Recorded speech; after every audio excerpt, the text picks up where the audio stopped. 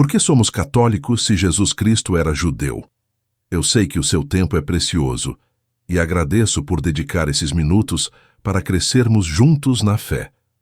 Hoje nós vamos enfrentar uma pergunta que talvez você já tenha ouvido ou talvez você mesmo já tenha feito em algum momento da sua vida. Uma pergunta que parece simples, mas que carrega uma confusão profunda. A pergunta é esta: se Jesus era judeu, por que nós somos católicos? Não deveríamos ser judeus também?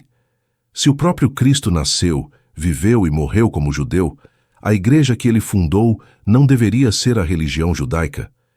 Essa dúvida aparece de muitas formas. Às vezes vem de um protestante querendo desestabilizar a sua fé. Às vezes vem de um ateu tentando mostrar uma suposta contradição. Às vezes vem de dentro do próprio coração católico, numa hora de estudo ou de oração, como uma inquietação honesta que precisa de resposta. E eu preciso te dizer uma coisa com toda a clareza. Essa pergunta merece uma resposta séria. Não é bobagem. Não é falta de fé. É uma questão legítima. E a resposta, quando bem compreendida, não enfraquece a nossa fé católica, mas a fortalece imensamente.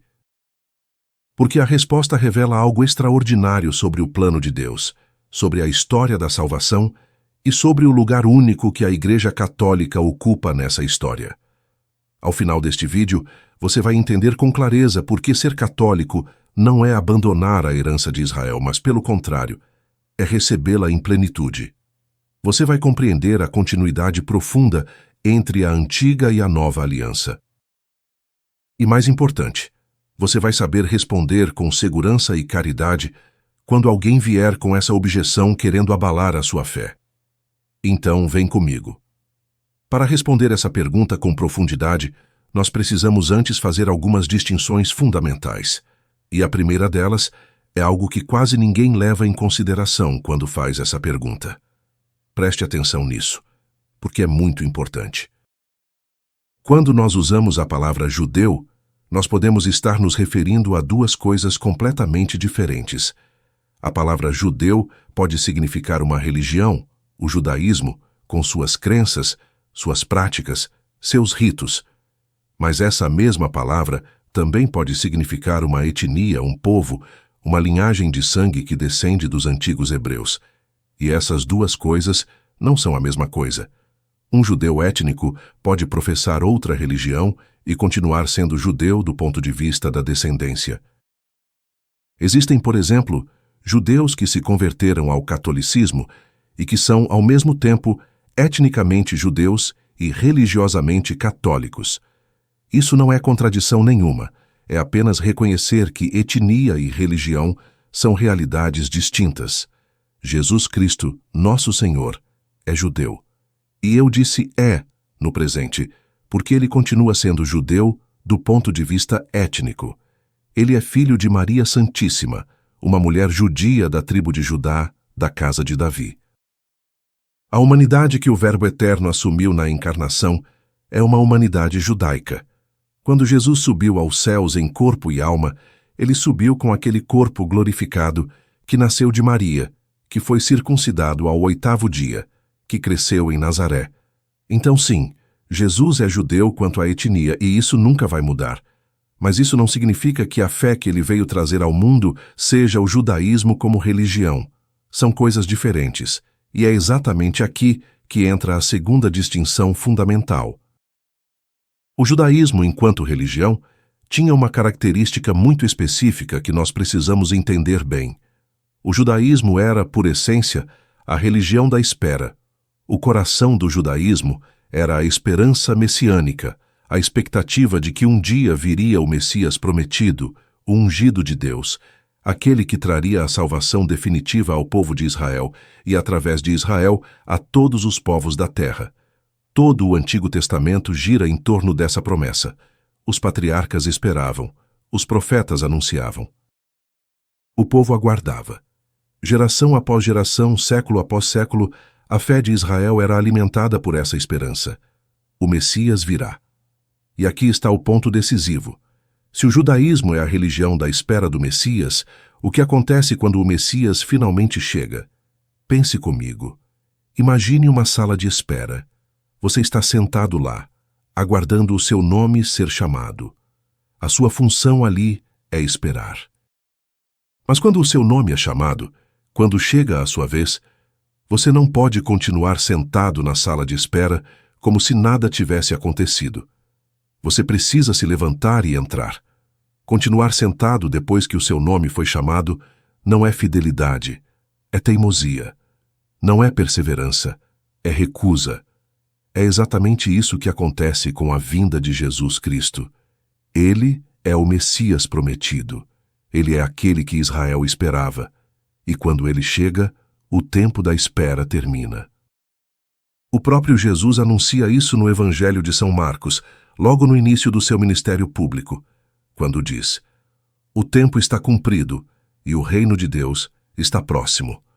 Convertei-vos e crede no Evangelho." Você ouviu bem? O tempo está cumprido. A espera acabou. O momento chegou. Aquele que era aguardado está aqui. A única resposta adequada agora é a conversão, é a fé, é seguir aquele que veio. Mas tem mais.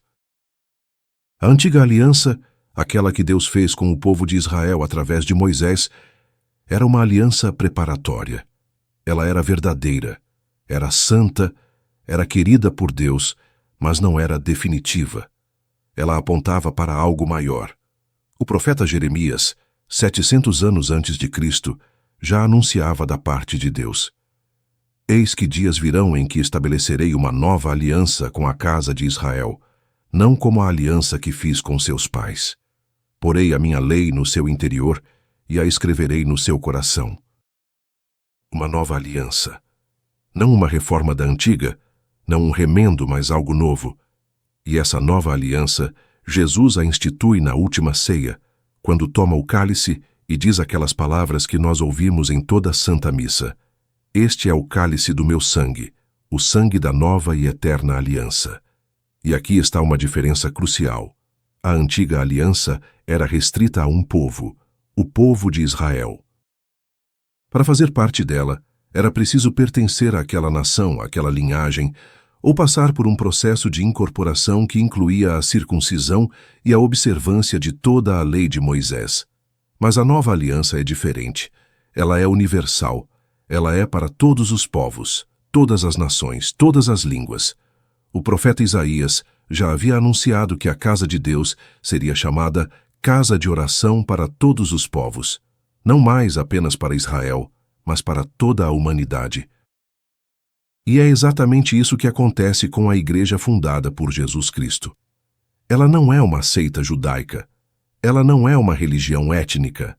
Ela é católica, isto é, universal, aberta a todo ser humano que crê em Jesus Cristo e recebe o batismo. Então perceba o que está acontecendo aqui. Não é que Jesus abandonou o judaísmo para criar outra coisa. Não é que a Igreja Católica surgiu do nada, como uma ruptura com Israel. Não. O que acontece é um cumprimento, uma plenificação, uma elevação. Tudo aquilo que o judaísmo esperava, tudo aquilo que os profetas anunciavam, tudo aquilo para o que a lei de Moisés apontava, encontra a sua realização plena em Jesus Cristo e na igreja que ele fundou. O catolicismo não é a negação de Israel. O catolicismo é Israel chegando ao seu destino. Agora que nós entendemos essas distinções fundamentais, podemos avançar para o coração da questão. E o que nós vamos ver agora é algo de uma beleza teológica extraordinária. Porque a relação entre o judaísmo e a Igreja Católica não é de ruptura, não é de contradição, não é de abandono, é de cumprimento, é de plenitude, é como a relação entre a semente e a árvore, entre a promessa e a realização, entre a aurora e o pleno dia. O próprio Jesus deixou isso absolutamente claro no Sermão da Montanha, quando disse aquelas palavras que nós encontramos no Evangelho de São Mateus, capítulo 5.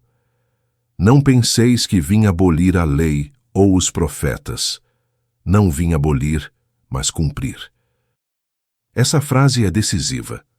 Jesus não veio destruir aquilo que Deus havia construído ao longo de séculos com o povo de Israel. Ele veio completar. Ele veio levar à perfeição.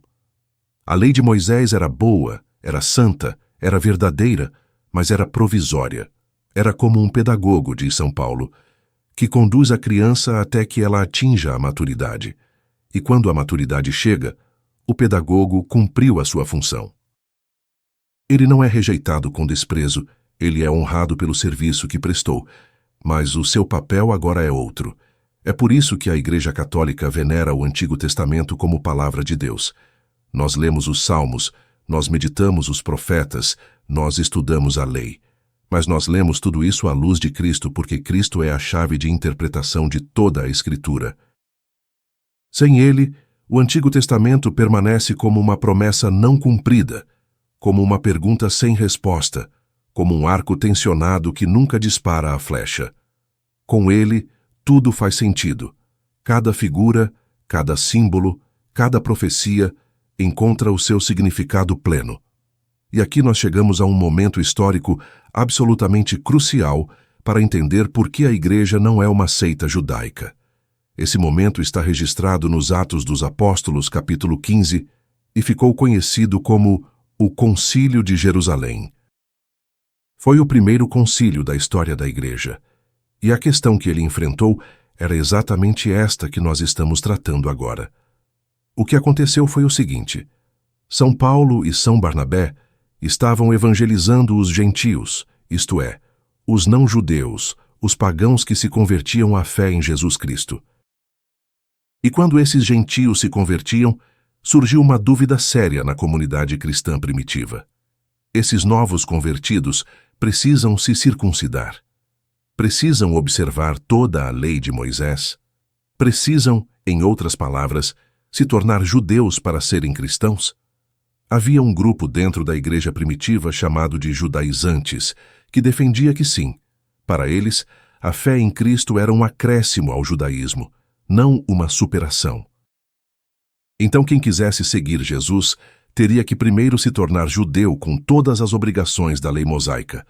Mas São Paulo discordava profundamente dessa visão, e a questão era tão importante que os apóstolos se reuniram em Jerusalém para decidir, sob a autoridade de São Pedro, o primeiro Papa. E o que aconteceu nesse concílio é extraordinário. São Pedro se levantou e, movido pelo Espírito Santo, declarou que Deus havia purificado o coração dos gentios pela fé, sem necessidade da circuncisão ou da lei mosaica. Tiago, o bispo de Jerusalém, confirmou essa decisão. E a igreja, reunida em concílio, determinou oficialmente que os gentios convertidos não precisavam se submeter à lei de Moisés para serem cristãos. Eles deveriam se abster de algumas práticas específicas ligadas à idolatria e à imoralidade, mas não precisavam ser circuncidados nem observar os preceitos rituais judaicos. Você percebe a magnitude dessa decisão? Ali, no Concílio de Jerusalém, a Igreja nascente, guiada pelo Espírito Santo, declarou oficialmente que o cristianismo não é uma ramificação do judaísmo. A nova aliança não exige que o convertido se torne judeu. A salvação vem pela fé em Jesus Cristo e pelo batismo, não pela circuncisão da carne. A porta está aberta para todos os povos, sem distinção de etnia, de cultura, de origem. E é exatamente isso que São Paulo vai proclamar nas suas cartas com uma força impressionante. Na carta aos Romanos, capítulo 10, ele escreve: O fim da lei é Cristo, para a justificação de todo o que crê. A lei chegou ao seu fim, não no sentido de ter sido destruída, mas no sentido de ter atingido o seu objetivo. Cristo é o fim da lei como o alvo é o fim da flecha. A flecha existe para atingir o alvo, e quando o atinge, cumpriu a sua razão de ser. E na carta aos Gálatas, capítulo 3, São Paulo faz aquela declaração extraordinária: Não há mais judeu nem grego, não há escravo nem livre, não há homem nem mulher, pois todos vós sois um em Cristo Jesus. Você ouviu bem? Não há mais judeu nem grego. Isso não significa que as diferenças culturais desapareceram, que todos se tornaram iguais em tudo. Significa que diante de Deus na economia da salvação, a distinção entre judeu e gentil deixou de ser determinante. A pertença ao povo de Deus não é mais uma questão de sangue, de circuncisão, de observância ritual. É uma questão de fé em Jesus Cristo e de incorporação à sua igreja pelo batismo. A religião não é mais étnica, não é mais nacional. A religião é universal, ou, em grego, católica, e essa não era uma novidade inventada por São Paulo. Era exatamente o que os padres da igreja dos primeiros séculos entendiam e ensinavam. Santo Inácio de Antioquia, que foi discípulo do próprio apóstolo São João e morreu mártir por volta do ano 108, escreveu palavras muito claras sobre isso. Ele disse: "Se até hoje vivemos segundo o judaísmo, confessamos que não recebemos a graça." Perceba a força dessa afirmação. Um discípulo direto dos apóstolos, um bispo, um mártir, dizendo que continuar vivendo segundo o judaísmo depois de Cristo é confessar que não se recebeu a graça. Porque se você ainda vive como quem espera o Messias, você está dizendo que o Messias não veio. E se o Messias não veio, a graça não chegou. São Justino Mártir, outro grande padre da Igreja, que viveu no século II, ensinava que as práticas da lei mosaica eram sombras das coisas futuras. Eram reais, eram santas, mas eram sombras. E quando o corpo que projeta a sombra chega, você não fica olhando para a sombra. Você olha para o corpo. Cristo é o corpo. A lei era a sombra. Continuar apegado à sombra quando a realidade está presente é não entender o que aconteceu. E Santo Irineu de Lyon, no final do século II, foi ainda mais explícito. Ele ensinou que a Igreja é a verdadeira Israel, a herdeira legítima de todas as promessas feitas a Abraão, a Isaque e a Jacó. Não porque Deus rejeitou o povo judeu com desprezo, mas porque o plano de Deus, desde o início, era alargar as fronteiras de Israel para incluir todos os povos. A Igreja não roubou as promessas de Israel. A Igreja é a realização das promessas de Israel. Nós, católicos, somos filhos de Abraão pela fé, como ensina São Paulo. Nós somos a descendência espiritual do patriarca, aquela descendência numerosa como as estrelas do céu que Deus prometeu quando chamou Abraão do meio dos pagãos. Agora, eu sei que algumas objeções podem estar surgindo na sua mente. E isso é bom. Faz parte do processo de aprofundamento da fé. Então vamos enfrentar essas objeções de frente, com honestidade e com clareza. A primeira objeção que muita gente levanta é esta: "Mas, Guilherme, Jesus praticava o judaísmo. Ele ia ao templo de Jerusalém, ele guardava o sábado, ele participava das festas judaicas como a Páscoa e o Yom Kippur. Se o próprio Jesus vivia como judeu, por que nós não deveríamos viver também?" Essa objeção parece forte à primeira vista, mas quando nós entendemos o que estava acontecendo, ela se dissolve completamente. Veja, Jesus veio ao mundo em um momento específico da história da salvação. A nova aliança ainda não havia sido plenamente instituída. A Igreja ainda não havia sido manifestada de forma definitiva.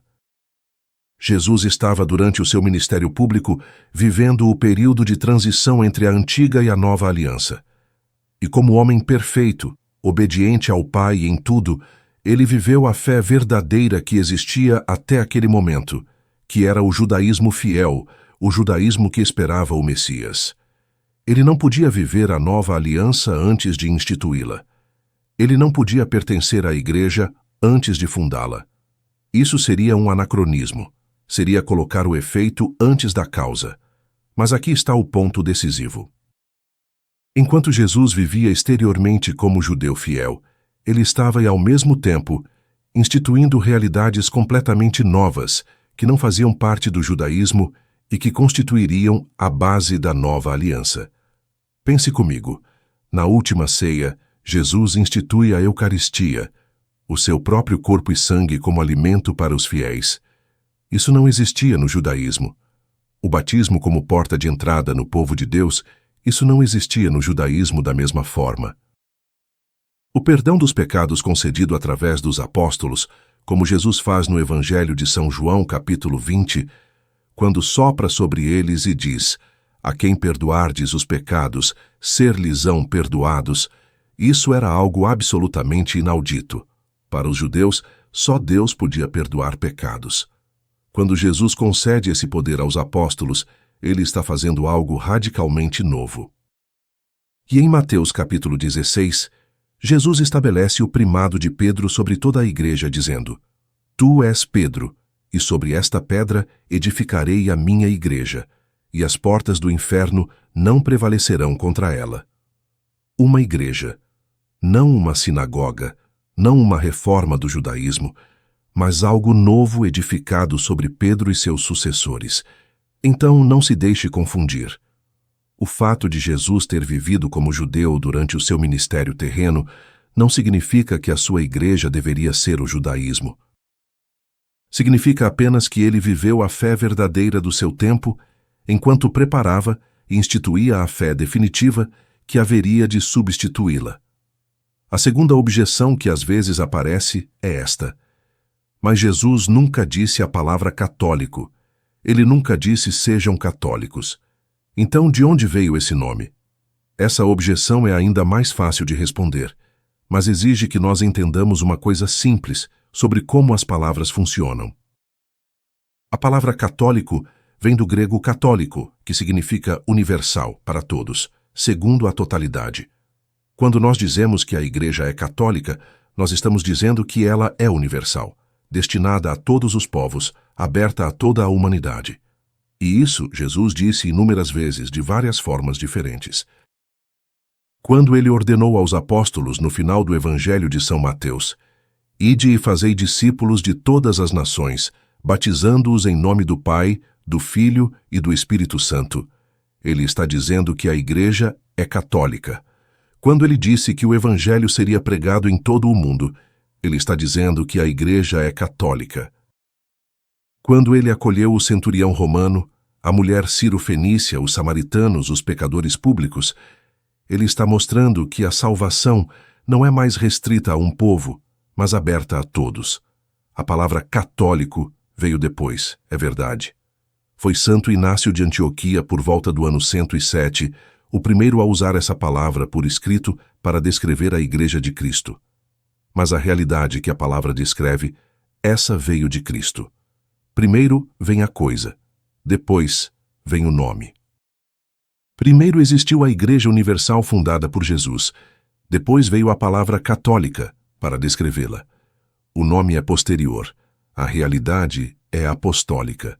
E agora eu quero te mostrar algo que talvez você nunca tenha pensado, mas que é de uma profundidade teológica impressionante.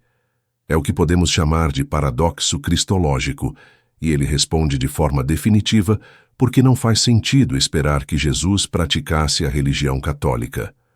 Pense comigo com calma. O que é a religião católica? Qual é o centro, o coração, o fundamento de tudo o que nós cremos e fazemos como católicos? A resposta é uma só: Jesus Cristo. A fé católica é a adoração de nosso Senhor Jesus Cristo, verdadeiro Deus e verdadeiro homem. A missa é o sacrifício de Cristo tornado presente. A Eucaristia é o corpo de Cristo que nós recebemos. A oração é dirigida ao Pai pelo Filho no Espírito Santo. Tudo, absolutamente tudo, na fé católica, gira em torno de Jesus Cristo. Ele é o Alfa e o Ômega, o princípio e o fim, o centro e a circunferência. Agora, se a fé católica é a adoração de Jesus Cristo, como é que Jesus poderia praticar a fé católica? Ele teria que adorar a si mesmo. Ele teria que rezar para si mesmo.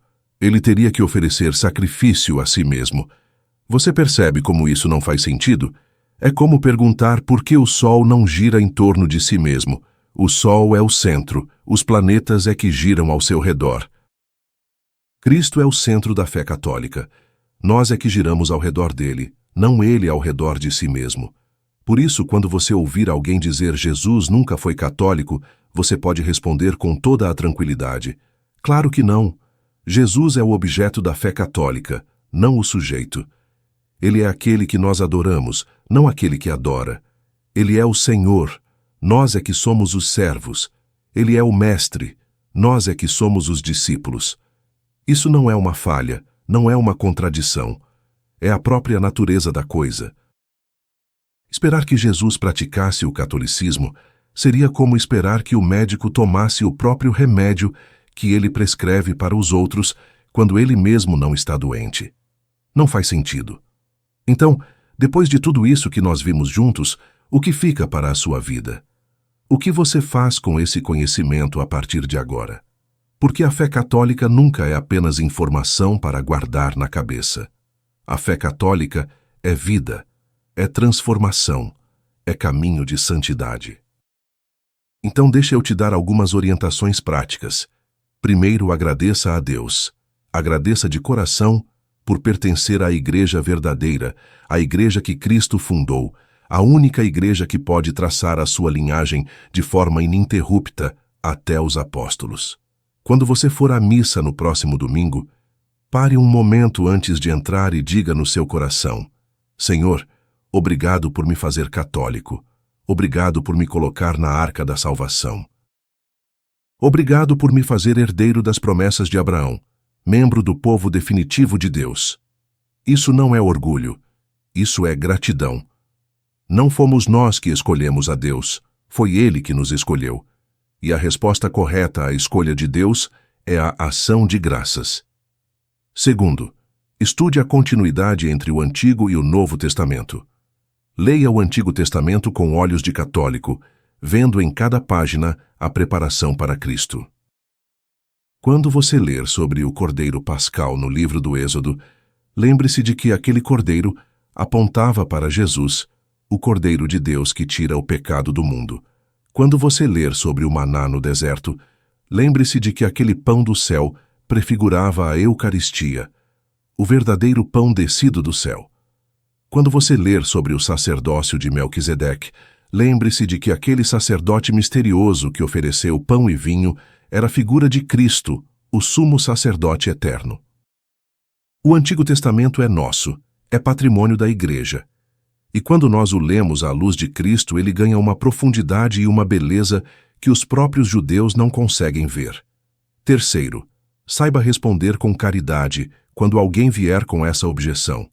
Você agora tem os argumentos, você tem as distinções, você tem as citações bíblicas e patrísticas.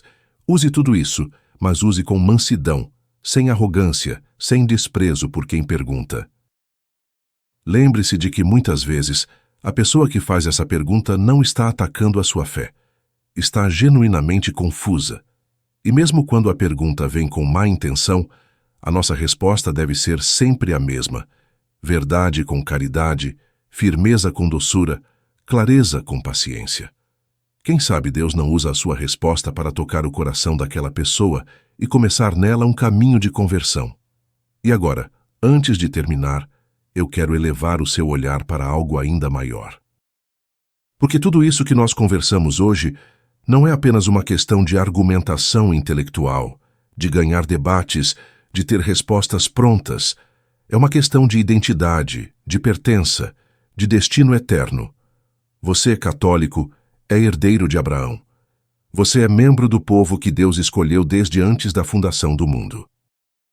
Você faz parte de uma história que começou com a criação, que passou por Noé, por Abraão, por Moisés, por Davi, pelos profetas, e que chegou à sua plenitude em Jesus Cristo e na igreja que ele fundou.